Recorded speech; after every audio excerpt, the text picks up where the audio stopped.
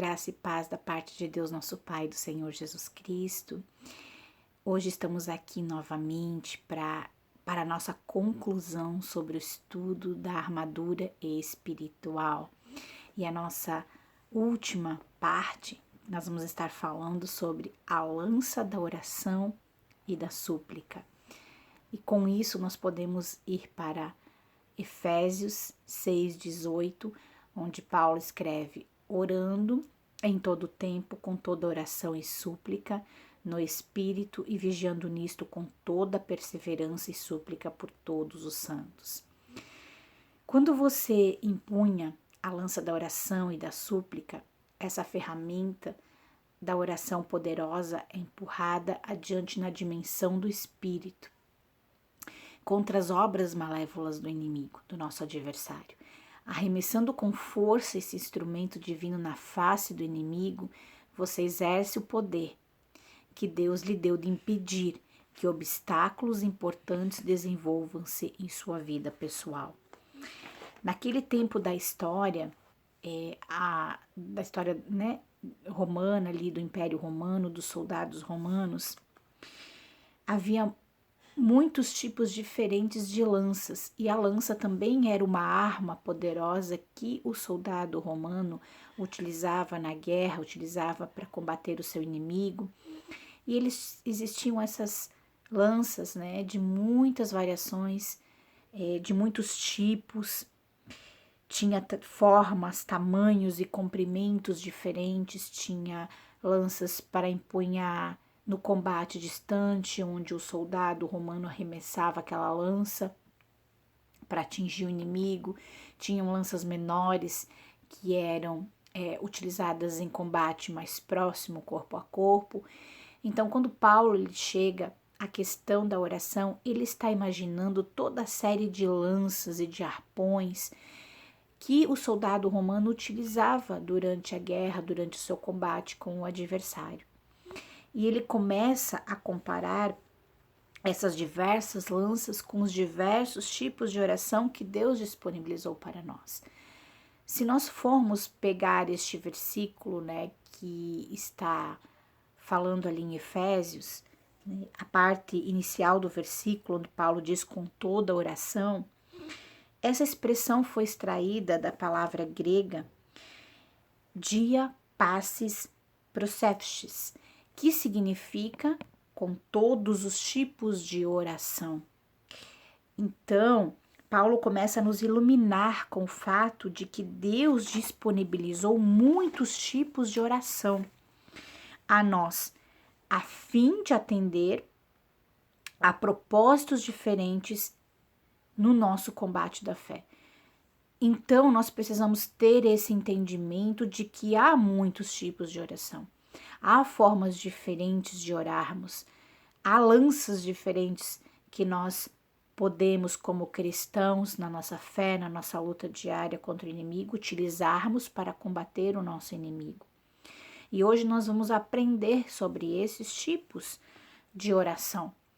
Mas antes de continuarmos com isso, eu quero citar que todos nós, como cristãos, temos a nossa vitória já conquistada por meio da morte e da ressurreição de Jesus Cristo. Mas independente de quanto pensemos que somos habilidosos, ousados e corajosos no que se refere à questão do conflito espiritual, simplesmente nós não podemos manter uma vida, uma posição vitoriosa em Cristo sem termos uma vida de oração, sem termos essa arma poderosa agindo nas nossas vidas todos os dias. Na verdade, sem essa arma espiritual, que é vital para a vida de todo cristão, nós podemos estar certos de que haverá derrotas. E muitas vezes essas derrotas podem ser somente temporárias ou podem ser derrotas absolutas e totais, porque a lança, como a lança era um instrumento, uma arma muito poderosa que o soldado romano utilizava na guerra, no combate, para o cristão a oração, essa arma é poderosíssima. tem um poder muito grande, muitas coisas são conquistadas em oração, muitas vitórias são conquistadas em oração, muito inimigo é derrubado em oração.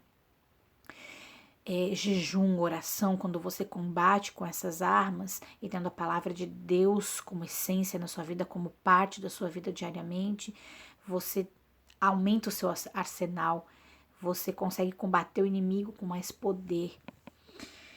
E, no entanto, à medida que nós buscamos a Deus em oração para receber a sua direção e o seu poder para a nossa vida, nós nos colocamos na posição para reforçarmos a vitória triunfante de Jesus Cristo sobre Satanás e demonstrar gloriosamente a sua miserável derrota. Então, nós temos o Espírito Santo como um conselheiro. Nós temos o Espírito Santo como um ajudador das nossas vidas. Ele foi mandado para ser o nosso conselheiro, para ser o nosso ajudador, para ser aquele que nos ajuda, nos aconselha nos caminhos que devemos seguir. Mas como muitas vezes a maioria das pessoas que são pais vão entender isso um pouquinho melhor, mais abrangentemente, quando você é mãe, quando você é pai, por mais que você tenha muito para ensinar para os seus filhos, e por mais que você sabe que eles precisam aprender com você, muitas vezes eles querem fazer as coisas por si próprios, eles querem tomar decisões na vida por si próprios. Eles não buscam o seu conselho. E muitas vezes isso entristece o seu coração.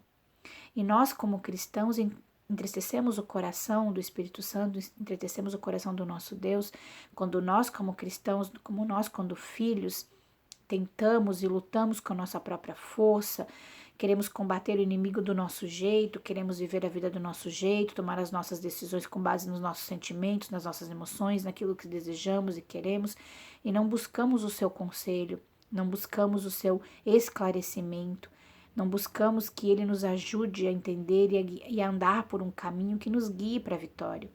E isso entristece o nosso amigo, isso entristece o Espírito Santo de Deus nas nossas vidas.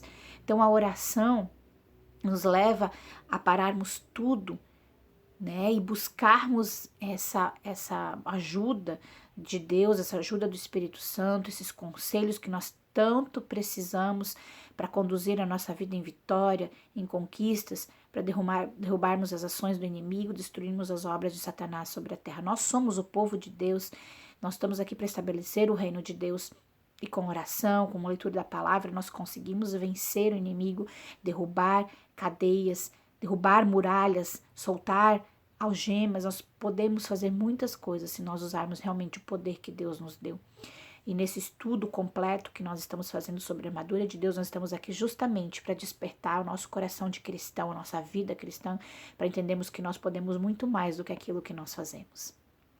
Outra parte do versículo que Paulo cita, orando em todo o tempo, foi extraída da palavra grega pantikairo, traduzida por em toda e qualquer ocasião. Então, a ideia que Paulo está querendo nos transmitir com isso é esta: a qualquer momento em que tiver a chance, independentemente de onde você estiver ou do que estiver fazendo, em toda oportunidade, em todo instante, em todos os momentos possíveis, agarre essa oportunidade para orar. Oração é algo que tem que ser feito em todos os momentos, em todas as ocasiões, em todas as situações, em espírito, sabe, em verdade, ali buscando a direção do Espírito Santo para a sua vida. Então vamos dar continuidade aprendendo sobre os tipos de oração que Deus nos deu. Aqui nós iremos citar os tipos de oração baseadas no Novo Testamento, mas alguns exemplos, como o primeiro exemplo, a gente vai buscar lá no Antigo Testamento, onde aconteceu isso também, né, de uma forma maravilhosa e de uma forma onde uma pessoa muito importante para Deus entregou a sua vida, entregou seu coração, entregou seus desejos para Deus e buscou nele aquilo que ela buscava, a vitória dela. Então, o primeiro tipo de oração, nós vamos trabalhar com oração de consagração. A palavra mais comum para oração utilizada no Novo Testamento, ela é extraída da palavra proseuches, né? E ela representa, ou ela é traduzida como entrega e consagração. é traduzida como face a face com Deus, né? Propriamente dito, é quando nós entregamos a nossa vida em troca da dele, consagrando a sua vida progressivamente e certificando-se de no processo dar graças a ele antecipadamente por ele se mover em sua vida. Essa palavra de oração, esse tipo de oração, ele é citado no Novo Testamento aproximadamente 127 vezes. Nós temos esse exemplo, né, de Ana em 1 Samuel, no capítulo 1. Eu vou estar lendo para vocês o versículo 11 e os versículos 19 e 20. E nós vamos ver essa oração de consagração, de entrega que Ana fez, né? Então vamos ler ali. Fez um voto dizendo: Senhor dos exércitos, se benignamente atentares para a aflição da tua serva e de mim te lembrares, e da tua serva não te esqueceres, mas a tua serva dares um filho homem, ao Senhor o darei todos os dias da sua vida, e sobre a sua cabeça não passará navalha. E continuando, né, versículos 19 e 20, e levantaram-se de madrugada e adoraram perante o Senhor e voltaram e chegaram à sua casa em Ramã. E Eucana conheceu a Ana, sua mulher, e o Senhor se lembrou dela. E sucedeu que, passado algum tempo, Ana concebeu e deu à luz um filho, a qual chamou Samuel, porque dizia ela: o tenho pedido ao Senhor. Então aqui nós vemos um exemplo de uma oração de consagração, feita por uma serva do Senhor que não podia ter filhos. E ela tinha uma angústia na vida dela, e ela tinha sempre uma situação complicada, porque o marido dela tinha uma outra esposa, e essa esposa tinha filhos e ela não tinha. E quem conhece a história sabe o sofrimento que Ana passava, como ela era provocada por essa outra mulher, como ela passava por momentos difíceis, e era uma aflição do coração dela que ela não pudesse ter filhos. Então chegou um momento que ela parou de lutar com a força do seu braço, parou de lutar sozinha e chegou-se ao Senhor e entregou. E ela disse: Senhor, se tu me abençoares, eu te darei essa criança, ela será tua para sempre. E assim foi, a gente vê ela cumprindo o voto dela para com Deus, né? Então, quando Samuel nasceu e passou o tempo ali da amamentação, né? Quando Samuel já estava pronto para ser entregue, ela chegou e entregou Samuel para o sacerdote ali, e ele viveu uma vida consagrada ao Senhor. Quem conhece a história sabe do profeta Samuel, um grande profeta de Deus, com o coração de Deus na vida dele, profeta erguido por Deus para ungir reis. Então, nós percebemos que quando nós deixamos Deus agir na nossa vida, quando nós buscamos em oração, a nos entregarmos verdadeiramente para Deus e deixarmos Ele agir nas nossas vidas, a nossa vida é transformada. Consagração é encontrarmos-nos face a face com Deus e fazer um voto a Deus para dar algo grande, de grande valor a Deus, em troca de uma resposta favorável à sua oração. Isso descreve claramente um altar de sacrifício e consagração em oração, onde a vida de uma pessoa é inteiramente rendida a Deus. O segundo tipo de oração que nós estaremos falando hoje é a oração de petição. A segunda palavra usada com mais frequência para oração no Novo Testamento foi extraída da palavra grega dizes, traduzida como súplica, uma necessidade, um desejo. Fala da humildade ao expor a insuficiência de uma pessoa e a sua necessidade contínua de Deus. Então nós podemos ver que essa palavra ela expõe a insuficiência de uma pessoa e a sua necessidade contínua de Deus. Por isso que ela fala de humildade. Ela fala de você buscar em Deus, né, uma necessidade, um desejo, é uma imagem de uma pessoa com alguma espécie de necessidade ou desejo em sua vida pessoal. A palavra dizes, ela tem a ver com necessidades básicas que precisam ser atendidas para que uma pessoa continue com a sua existência. É uma petição, um clamor pela ajuda de Deus que expõe a insuficiência de uma pessoa para suprir as suas próprias necessidades. Conforme Hebreus, no capítulo 5, no versículo 7, está escrito: no qual, nos dias da sua carne, oferecendo com grande clamor e lágrimas orações e súplicas ao que o podia livrar da morte, foi ouvido quanto ao que temia. Então aqui a gente observa que Jesus orou desta maneira, que o escritor de Hebreus está se referindo a Jesus.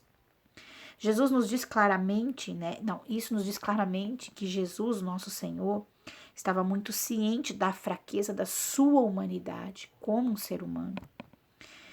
E reconhecendo a sua necessidade e a capacidade do Pai de supri-lo da força que ele precisava para seguir aquele propósito tão importante para nós hoje, Jesus orou profundamente com o seu coração e com a sua alma, pedindo ao Pai para suprir a ajuda divina para a sua humanidade. Então, olha a importância desse tipo de oração, olha a importância de você se colocar na presença de Deus e de buscar que Deus supra a sua insuficiência, supra a sua fraqueza, te encha de força para vencer as situações da sua vida, para ter as suas necessidades supridas. Outro versículo que eu coloquei aqui em Tiago 5,17 diz assim: Elias era homem sujeito às mesmas paixões que nós, e orando pediu que não chovesse, e por 3 anos e 6 meses não choveu sobre a terra. Então nós, como seres humanos, nós temos o poder de transformar situações, de transformar vidas através da oração. E aqui eu acabei não comentando, mas esse tipo de oração ele é citado aproximadamente 40 vezes no Novo Testamento. Então é uma oração que em muitos versículos você vai encontrar esse tipo de oração sendo utilizada pelos cristãos. Vamos para o terceiro tipo de oração, que é a oração de autoridade, que é a oração da fé. A terceira forma de oração usada no Novo Testamento é extraída da palavra grega aitel, que descreve alguém que com autoridade chega diante de Deus, quase exigindo algo de Deus. Aí você pode pensar assim, nossa, exigindo. Muitas vezes a gente sabe quem nós somos diante de Deus, e a gente busca Deus, e a gente sabe quem é Deus. E às vezes você pode dizer, nossa, mas essa palavra significa como se você tivesse eu peço, eu exijo. Mas aqui nós vamos entender quando isso pode ser usado por um cristão. Esse tipo de oração é citado aproximadamente 80 vezes no Novo Testamento, e aqui nós vamos ver um versículo que Jesus disse que é muito importante, e ele é a chave para você, cristão, fazer esse tipo de oração. Tá? João 15:7. Se vós estiverdes em mim e as minhas palavras estiverem em vós, pedireis tudo o que quiserdes e vos será feito. Então, nós vemos algo muito importante. Entretanto, às vezes, por mais que nós nos perturbamos ou achamos, nossa, que forte isso de você chegar a exigir algo de Deus, não é tão perturbador quando você avalia o contexto, o contexto do versículo. O que o Senhor Jesus está dizendo com esse versículo? Ele está dizendo que você pode chegar diante de Deus e pedir qualquer coisa e vai ser feito. Ou seja, pedir, exigir, chegar diante de Deus. Mas uma coisa muito importante que nós precisamos nos ligar é que o Senhor Jesus está dizendo: se permanecerdes em mim e as minhas palavras estiverem em vós. Então, não é algo que qualquer pessoa pode chegar diante de Deus e sair exigindo alguma coisa. Ele tem que estar ciente que tem um contexto, que tem um porém que Jesus coloca nesse versículo, e ele é de suma importância para você entender esse tipo de oração. Então, o Senhor Jesus sabia que se as palavras dele se fixassem residência permanente no seu coração, no nosso coração e na nossa mente, nós nunca pediríamos alguma coisa que não estivesse alinhada com a sua vontade para as nossas vidas. Então, existe um porém.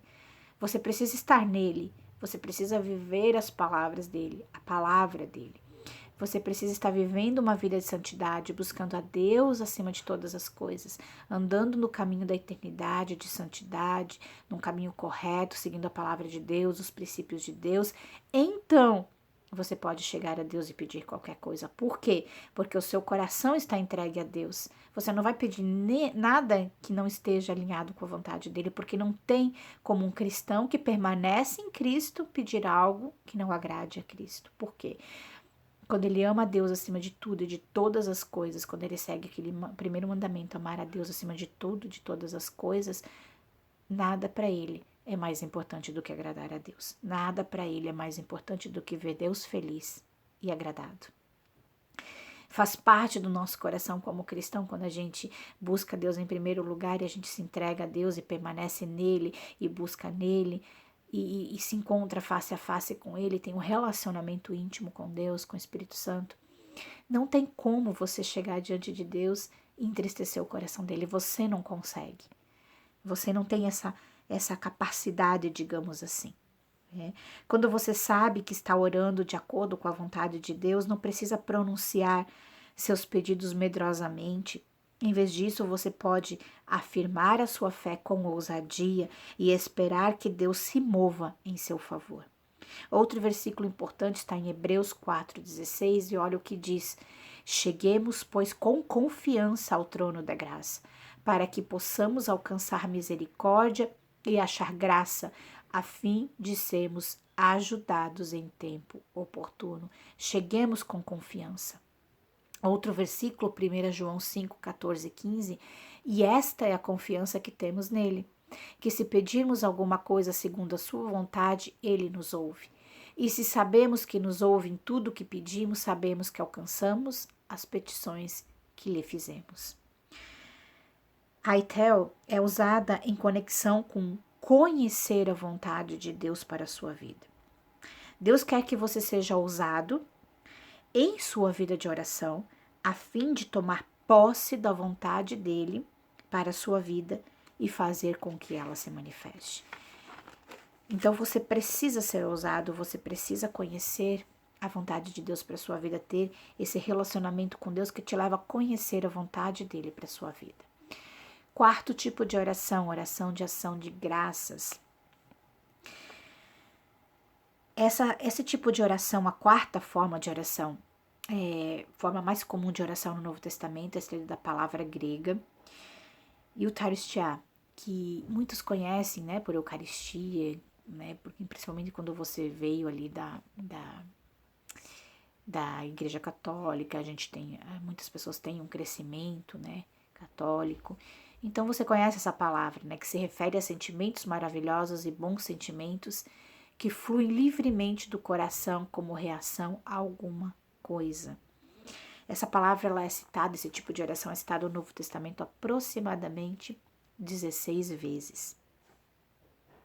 Então, ela é usada principalmente nas epístolas de Paulo, quando ele agradece a Deus alegremente por alguma coisa ou até mesmo por um grupo de pessoas. Quando Paulo chega diante de Deus e faz as orações e diz, graças eu dou, né, e ora por pessoas que estavam na vida dele, que faziam diferença na vida dele, ele usava esse tipo de oração, oração de ação de graças.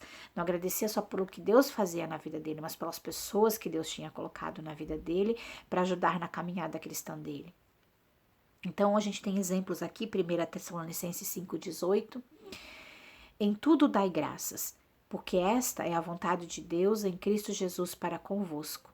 Outro versículo, 2 Coríntios 4,15, porque tudo isto é por amor de vós, para que a graça, multiplicada por meio de muitos, faça abundar a ação de graças para a glória de Deus. Filipenses 4,6, não estejais inquietos por coisa alguma. Antes as vossas petições sejam tudo conhecidas diante de Deus pela oração e súplica com ação de graças. Então, é da vontade de Deus que nós usemos a oração de ação de graças em todos os aspectos das nossas vidas. Um espírito de ação de graças deveria exercer um papel dominante em nossas vidas. É um tipo de oração que nós temos que ter constantemente em nossas vidas, todos os dias. buscando, agradecendo, orando, esse tipo de oração, porque quando você tem um coração grato a Deus, você também alegra o coração de Deus, independente da situação que você está vivendo. Você tem que alegrar-se, orar com ação de graças pela sua vida, pela sua família, pelo seu trabalho, por tudo que Deus tem te dado, por você estar aqui, por poder, sabe, ser um cristão que prega o evangelho, que faz a vontade de Deus. Tudo isso é motivo para que a gente ore com ação de graças. O quinto tipo de oração, chamado oração de súplica, a quinta forma de oração usada no Novo Testamento, ele é extraída da palavra grega ientouchias, uma coisa parecida com isso, né? A gente não conhece muito bem o vocabulário grego, mas alguma coisa a gente tenta passar para vocês. Mas o que significa o quê? Deparar ou cair nas mãos de. A ideia aqui nesse tipo de oração é ser capturado pela presença do Senhor ou entrar em um relacionamento maravilhoso em oração, citada aproximadamente 5 vezes no Novo Testamento. Então, uma oração que não foi muito usada, mas que é muito importante. Então, ela carrega consigo a ideia de alguém que vai a Deus com uma fé simples, como a de uma criança, para desfrutar livremente de comunhão na presença do Senhor. Suplicar ao Senhor se refere àqueles momentos especiais em oração, quando Deus, por intermédio do seu Espírito, derrama sobre nós o seu amor e nos enche do conhecimento da sua aceitação transformadora. Vamos ler alguns versículos aqui. 1 Timóteo 2:1. Ademoesto-te, pois, antes de tudo, que se façam deprecações, orações, intercessões e ações de graças por todos os homens. 1 Timóteo 4:5, porque pela palavra de Deus e pela oração é santificada. Então é um tipo de oração em que você tem um relacionamento profundo com Deus, que você se joga realmente ali nos braços de Deus, que você se deixa cair nos braços de Deus. E nesse tipo de oração, o Espírito Santo vem com a vontade dele, vem com a palavra dele, vem com a direção dele para a sua vida, porque você está aberto, você abriu o seu coração para que Deus fale através do Espírito Santo e te dirija, e te guie, e te conduza, né, para que você tenha uma vida de vitória.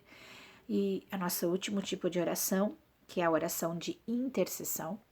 A gente conhece muito esse tipo de oração porque intercessão fala muito de orar, né, pelos outros.